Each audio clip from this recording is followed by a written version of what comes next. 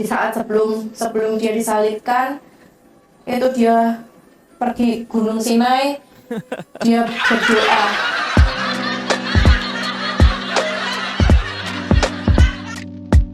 Assalamualaikum, selamat datang kembali di channel ini. Balik lagi dengan saya Luis Prastio. Terima kasih untuk teman-teman yang sudah gabung hari ini. Dan kali ini seperti janji saya, kita akan bahas tentang sesuatu yang lebih lucu cuy, dari kayak nama. Kayak nama aja udah lucu, tapi ini lebih lucu lagi. Apa kelucuannya ya, kita akan bahas hari ini. Mari kita sama-sama nonton videonya. Di saat sebelum dia disalibkan, itu dia pergi Gunung Sinai, dia berdoa. Dia meneteskan air mata, berdoa ke Bapaknya, minta tolong. Aduh, meyakinkan banget apa yang dia bilang ya, kayak serius gitu loh. Saya ini sampai heran loh sama mereka ini. Bisa seserius itu untuk hal yang sebenarnya keliru. Ngomongnya kayak meyakinkan gitu kan. Kayak, iya, Yesus itu sebelum disalibkan, dia naik ke Gunung Sinai. Wah, keren banget kan. Ini orang kalau nggak pergi sekolah minggu, nggak pernah belajar Alkitab, ini pasti ketipu nih. Nah, yang lebih heran lagi yang punya channel itu kok iya aja gitu kan. Apa nggak tahu Yesus itu sebelum disalibkan dia berdoa menangis itu bukan di Gunung Sinai. Ampun, yang di Gunung Sinai itu Musa. Musa barulah dia naik ke Gunung Sinai, ya kan? Itu Musa yang pergi ke Gunung Sinai. Kalau Yesus bukan ke Gunung Sinai, lalu ke gunung mana? Di Taman Getsemani.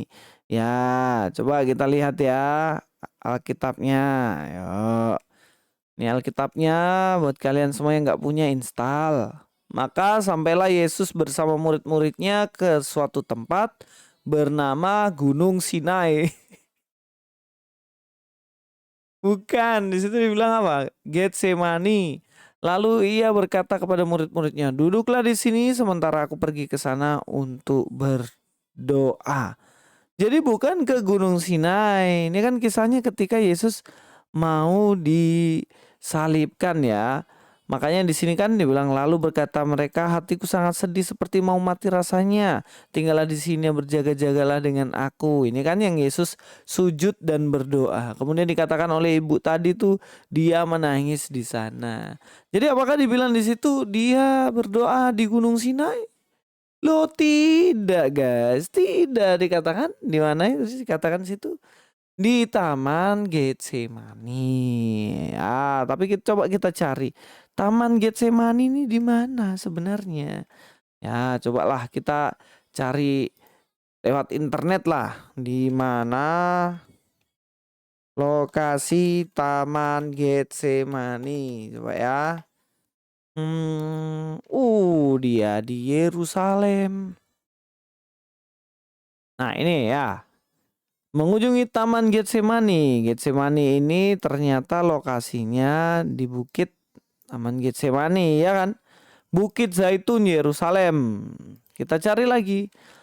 Apakah Bukit Zaitun ini sama dengan Gunung Sinai? Apakah Bukit Zaitun sama dengan Gunung Sinai?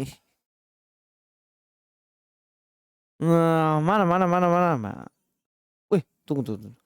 Gini aja. Di mana lokasi Gunung Sinai? Astaga. Tempat Musa terima wahyu, Gunung Sinai bukan di Mesir. Walah, di mana ini? Mengungkap fakta bahwa Musa menerima wahyu bukan di Mesir.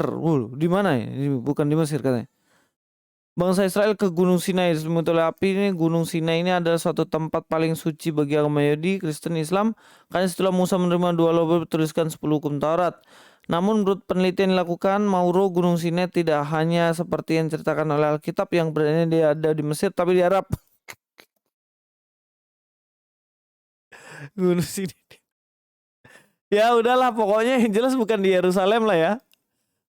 Bukan di Getsemani, Taman Getsemani kan. Nah tadi kan Tuhan Yesus dia berdoa di Taman Getsemani, bukan di Gunung Sinai, kan konyol kan. Nah, ini ada yang lebih konyol lagi. Kita dengar. Ayo. Mana videonya tadi? Mana? Ini, oke. Kita mulai dari awal videonya. Nah, karena saya pemazmur, dulu juga saya sering baca ayat-ayat Alkitab gitu. Jadi saya hafal, saya pernah ikut lomba juga. Jadi kayak surat-surat di Ya. Alkitab itu, Matius, Markus itu saya hafal urutannya. Ya, dia hafal. Jadi menurut dia itu dia seorang pemazmur. Kalau di dalam Kristen itu kan dibilang ya pemazmur, berarti yang nulis kita mazmur kan. Nah, pemazmur mungkin dalam konsep pikirannya itu pemazmur artinya penyanyi gitu. Jadi saya biasa hafal Alkitab, saya tahu ayat Alkitab karena saya biasa ikut lomba. Ini agak konyol nih. Lomba apa? Kalau dalam Islam mungkin ada lomba baca Al-Quran, ya kan? Kalau dalam Kristen masa lomba baca Matius, Markus, Lukas, Yohanes? Gak ono. Yang ada itu cerdas cermat ada. Oke lah, baca Alkitab ya mungkin ketekunan membaca Alkitab, tapi bukan berarti seorang pembaca Alkitab dinamakan pemazmur dan dia akan ikut lomba karena hafal ayat Alkitab dan lain-lain. Gak gitu, beda konsepnya ya kan. Apalagi di Indonesia. Terus yang lebih lucu lagi kalau dia mengatakan bahwa dia hafal ayat Alkitab. Kenapa Yesus pergi ke Gunung Sinai? Ampun DJ. Dup. Nggak jelas.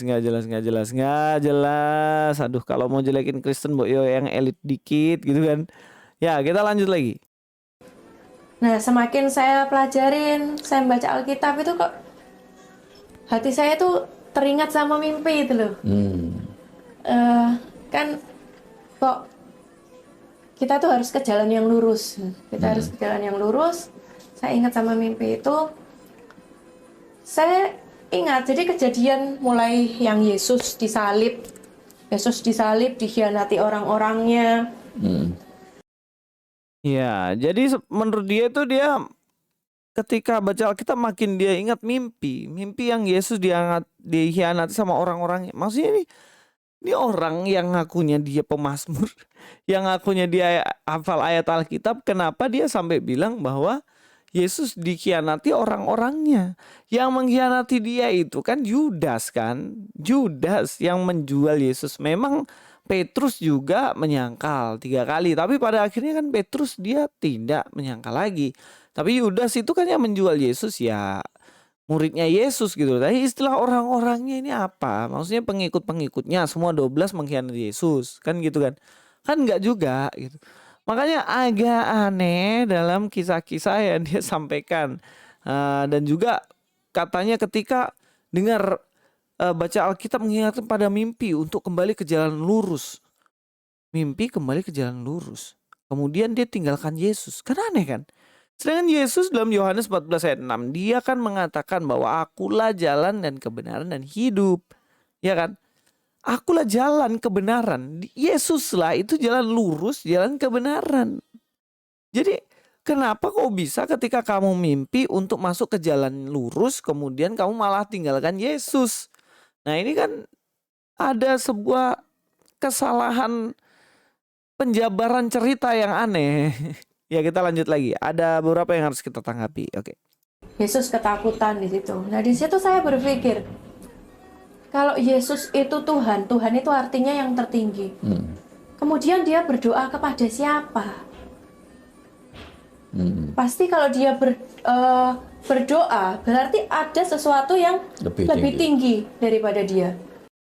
Ya, ini pertanyaan klasik banget tentang Trinitas ya. Mbak itu nggak akan pernah ngerti kalau Mbak ini sebenarnya nggak tahu soal Trinitas.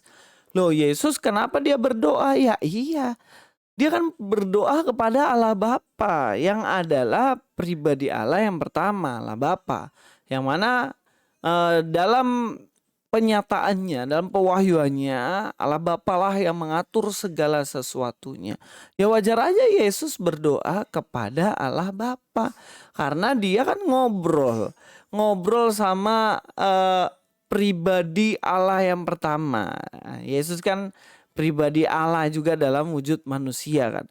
Apa salahnya ketika dia ngobrol? Anda akan mengerti ini ketika Anda tahu tentang Trinitas. Trinitas itu kan secara substansi satu aja, tetapi secara persona itu tiga. Makanya ikut kuliah saya hari ini, malam ini ya kan jam 7 malam via Zoom kelas teologi supaya Anda tahu tentang Trinitas tuh yang bagaimana. Walaupun terpisah-pisah tapi secara kehendak kan satu. Walaupun satu secara substansi tapi kan ketiganya ini menjalankan satu tindakan yang berbeda-beda dalam waktu yang sama. Kalau pertanyaan lah kok bisa Allah seperti itu? Itulah Trinitas dalam Kristen justru menunjukkan kemahakuasaan, keluar biasaannya Tuhannya Kristen. Kalau Tuhan terbatas, nggak bisa jadi manusia. Tuhan nggak bisa melakukan satu tindakan berbeda dalam waktu yang sama. Ya itu namanya manusia bukan Tuhan. Tuhan serba nggak bisa, ya kan? Tapi kan dalam Kristen kan Tuhannya serba bisa. Dia lagi contohnya ya di surga, dia lagi ngamatin, kita lagi bikin video. Yesus dia lagi buat yang lain. Nah, Roh Kudus dia lagi buat yang lain. Bisa aja. Orang Naruto aja ketika dia pakai kakek bucin ya kan, kakek busin, dia membelah dirinya jadi dua, yang satu lagi nulis, yang satu lagi berkelahi. Bisa, ya kan? Apalagi Allah yang luar biasa itu. Masa Yesus berdoa aja Anda udah bingung? Piye toh Mbak dulu waktu Kristen piye? Lanjut ya, lanjut. Sampai dia menangis. Kalau dia Tuhan, kalau siksaan manusia, pasti dia nggak akan menangis. Tapi kalau dia sama-sama manusia, nabi kayak gitu, pasti ada sedikit rasa takut. Tapi kalau dia memang Tuhan yang paling tinggi, dia nggak akan takut sama manusia. Kenapa dia harus takut? Gitu. Ya, di situ saya mulai bergejolak itu 2011. Ini lagi soal Yesus mengalami sakit aja bingung. Soal Yesus nangis aja bingung. Kok bisa Allah kok menangis? Justru Yesus itu datang ke dunia jadi manusia supaya bisa merasakan itu. Supaya bisa merasakan sakit, lapar, ngantuk, nangis. Sehingga ketika dia disalibkan, dia sempurna sebagai manusia, dia menembus dosa manusia. Kalau dia masih mempertahankan pribadinya yang adalah Allah yang maha kuasa, yang tidak terbatas oleh daging contohnya ya, tidak terbatas oleh tubuh manusia, ya bagaimana caranya supaya dia bisa disalib Yesusnya? Kan gak mungkin ya kan? Kalau dia tidak merasakan sakit dan lain-lainnya, untuk apa dia disalibkan? Kalau dia tidak menangis, dia tidak merasakan sedih, ya apakah dia bisa disebut sebagai manusia? Iya kan? Nah inilah kenapa perlu memahami tentang Trinitas. Trinitas tuh gini loh, ini kan Allah nih.